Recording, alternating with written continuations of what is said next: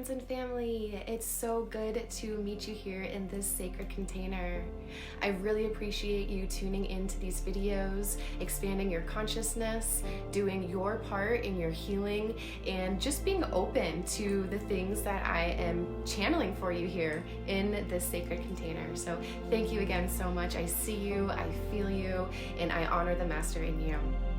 I wanted to talk about the subject of our chakras. Now, our chakras are literally energy centers that are spinning in a clockwise direction, and they are placed really specifically on what's called our hara line. Our hara is this main current of energy going straight through our physical body. It's connected to Gaia at our root, and also for some people, some of the time, not always, is connected to Source at the crown. Now, traditionally, we have 7 of these that we work with inside the energy body when we do a Reiki session on someone. Now, each of these spinning vortexes of energy are creating a very unique and specific vibration.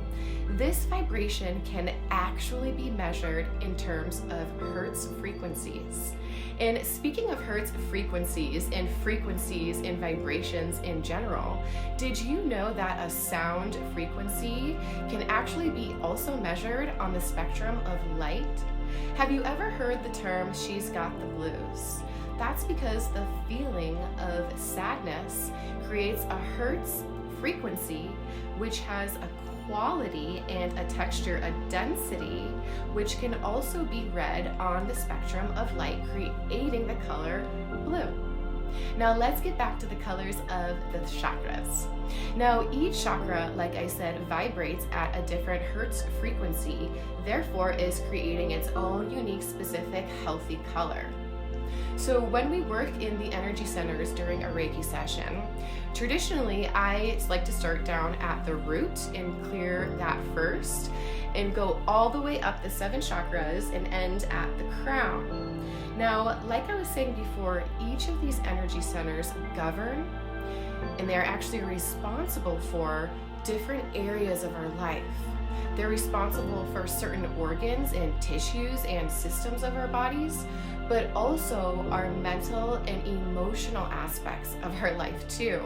It's really quite interesting when you start to study the energy anatomy and how that correlates and matches up with different organs, different health issues that people have, different emotional things or chronic things that come up in our life. It's almost sort of startling when you first start doing this and putting it all together. And what I like to do for people is something really unique, and I call this body mapping.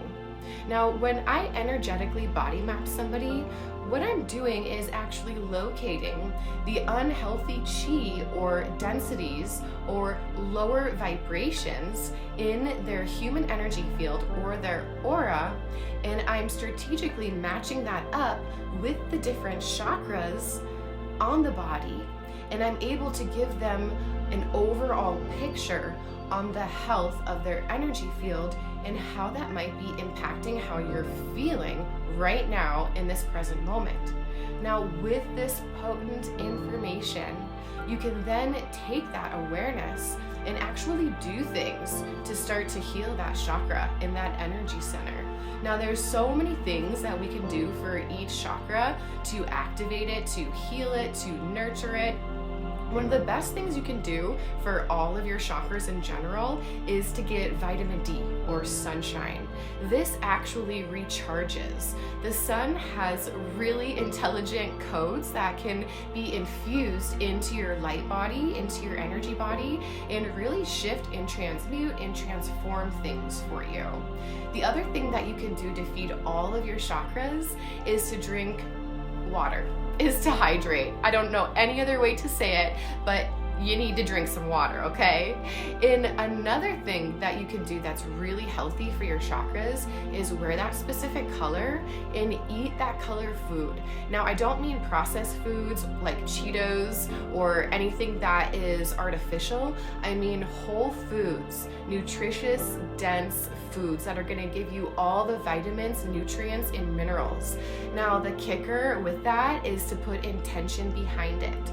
If you are specifically working on your root chakra for a full week, let's say that you're gonna do some activities to move your body. I mean, get up and dance, shake it off, do some exercise, some yoga, move, go for a walk, rollerblade, kick the soccer ball around. Do something to physically activate and move your root chakra. Another thing that you could do is eat a big bowl of strawberries with intention that you are healing and working on your root chakra.